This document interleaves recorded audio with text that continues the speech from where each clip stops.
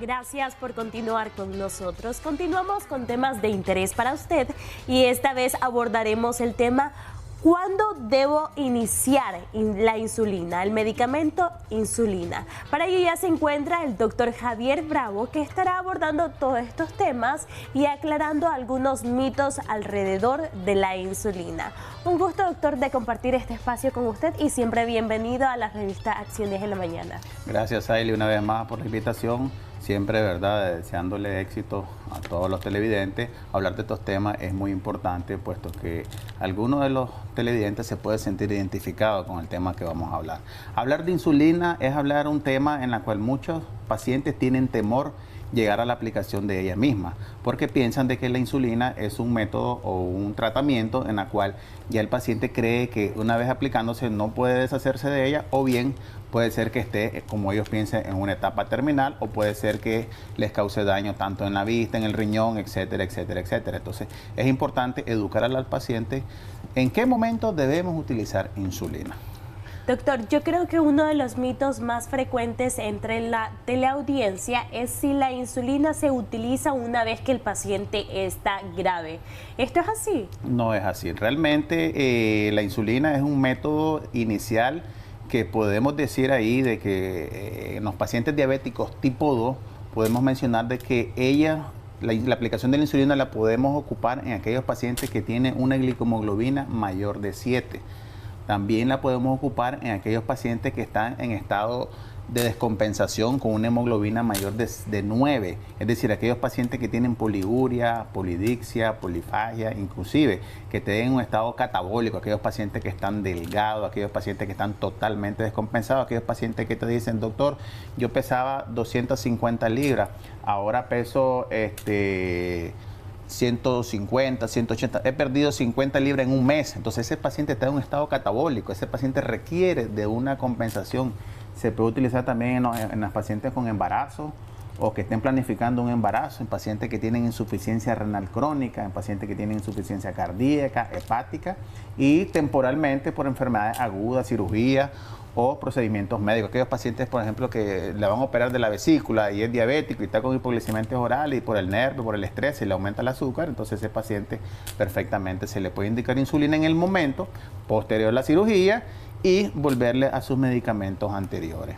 ¿Cuántos tipos de insulina existe y qué efecto hace en los pacientes? Esa es muy buena pregunta, porque la mayoría de televidentes, podríamos decir así, o la mayoría de los pacientes diabéticos, los dos tipos de insulina que están ocupando es la insulina cristalina y la insulina NPH. La insulina cristalina, como podemos ver aquí, es la que está de coloración azul. Y la insulina NPH, que es la lechosa, que mucha gente la conoce, es la que está de coloración rosada. Entonces, como podemos ver, es importante conocer esto porque el paciente, si se aplica la insulina, digamos, a las 7 de la mañana, ese paciente tiene un pico máximo de esta insulina rápida a las 9 y viene descendiendo más o menos como entre las 11 y las 12. Es decir, que este paciente puede tener la opción de estarse aplicando una dosis de insulina rápida o cristalina en cada momento de comida. Y si podemos ver la otra, que es la otra que se ocupa regularmente, que es la NPH, esa puede tener un efecto, se aplica, digamos, a las 7 de la mañana y su pico máximo viene apareciendo más o menos entre las 6 y 8 horas, de tal manera que se viene eliminando aproximadamente entre las 12 y las 16 horas. Entonces, ese paciente requiere una dosis extra, por esa razón es que se manda 2 veces al día. Y es aquí importante saberlo porque muchos pacientes te dicen, doctor, a mí me mandaron 30 unidades en la mañana y 20 en la noche. Pero yo lo que hago es me las pongo las 50 de un solo, ¿ya? De tal manera que eso me va a beneficiar. Y si podemos ver ahí en el gráfico, hay otro tipo de insulina, como vemos una línea recta, que es un tipo de insulina, la glargina, que es de acción lenta o ultralenta, de tal manera que esa puede durar 24 horas.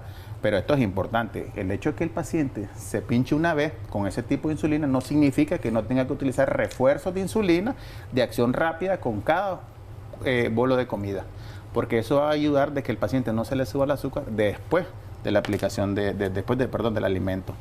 Doctor, si el paciente no es exigente con el uso de este medicamento, ¿qué podría pasarle? Es decir, si hoy no me lo pongo, hoy sí, hoy no, ¿qué pasaría? Exacto, muy buena pregunta. ¿Qué pasaría? Estos pacientes tienen complicaciones crónicas a corto plazo. Es decir, si ya sabemos de que por teoría el paciente diabético va a sufrir complicaciones como la nefropatía, como la retinopatía, como la neuropatía, todas esas complicaciones a largo plazo, lo que va a lograr este paciente, si no se logra controlar sus niveles de glucosa, eso va a aparecer antes del tiempo determinado. Si literalmente hablamos que después de 10, 12, 15 años que el paciente diabético tiene de padecer de diabetes, puede aparecer la complicación, entonces si no sigue las indicaciones del médico, probablemente a los 5 años ya ese paciente desarrolla esta complicación. Y no hablemos de los pies diabéticos, de las amputaciones, que es parte de lo que es el control metabólico que tiene el paciente diabético. ¿Por qué la insulina es el tratamiento idóneo para los pacientes diabéticos? Muchos amigos televidentes se preguntarán esto, doctor. Claro, porque estamos hablando que es un tipo de fármacos que nos ayuda a tener un mejor control en los niveles de glucosa. Aparte de esto, la insulina nos ayuda a que el paciente evite complicaciones crónicas. Como podemos ver ahí, no existe una dosis máxima más allá de la cual el efecto del reductor de la glucemia no ocurra. ¿Qué nos puede identificar eso? De que nosotros podemos poner a un paciente 20, 30, 40, 50, hasta 80 unidades de insulina hasta que tengamos un efecto que es bajar el nivel de glucosa, porque muchos pacientes mencionan, demasiada insulina me estoy poniendo y eso me puede ocasionar daño, me puede ocasionar problemas renales y ciertas cosas que ellos se imaginan que pueda ocurrir. Y es un tratamiento costo efectivo para la reducción de la glucemia y la hemoglobina glicosilada. Si ves ahí, podemos darnos cuenta de que la hemoglobina glicosilada juega un papel importante en el control metabólico de estos pacientes, de tal manera que aquel paciente que esté con insulina, ¿verdad? Debemos hacer un control de hemoglobina glicosilada para ir valorando la cronicidad de la enfermedad. Y mucha gente le tiene temor a la insulina, ¿ya? Entonces, es importante que aquellos pacientes que determinen que tienen hipoglicemiantes orales, en el caso de la metformina, glibenclamida, por mencionarte algunos, y el médico viene y le dice, ok, vamos a utilizar insulina, obviamente va a ser un poquito de resistencia, pero se tiene que indicar para mejorar la condición médica del paciente en ese momento. Si el paciente fue diagnosticado con diabetes ayer, por ejemplo, ¿cuándo ese paciente debe iniciar con su tratamiento de insulina, doctor? Muchos estarán en esa situación. Exactamente. Normalmente la mayoría de pacientes cuando se les diagnostica la diabetes, lo primero que hacen es resistencia. Dicen, no, yo no tengo esa enfermedad, yo soy sano, a mí no me da absolutamente nada, ¿verdad? Lo segundo es que no aceptan de en primer momento la insulina, obviamente porque estamos hablando de que tal vez un paciente que no tiene factores de riesgo que le comprometan la vida en ese momento y no necesitamos bajar el nivel de glucosa tan rápido con la insulina.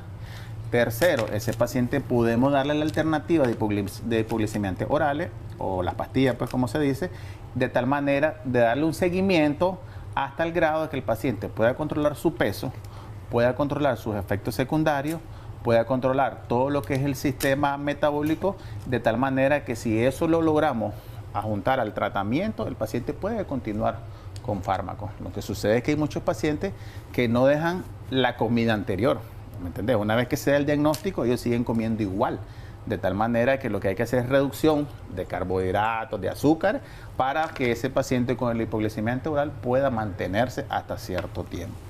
Muchas gracias, doctor, por compartir todos sus conocimientos con nuestros amigos televidentes y yo siempre le digo, esta es su casa y siempre bienvenido.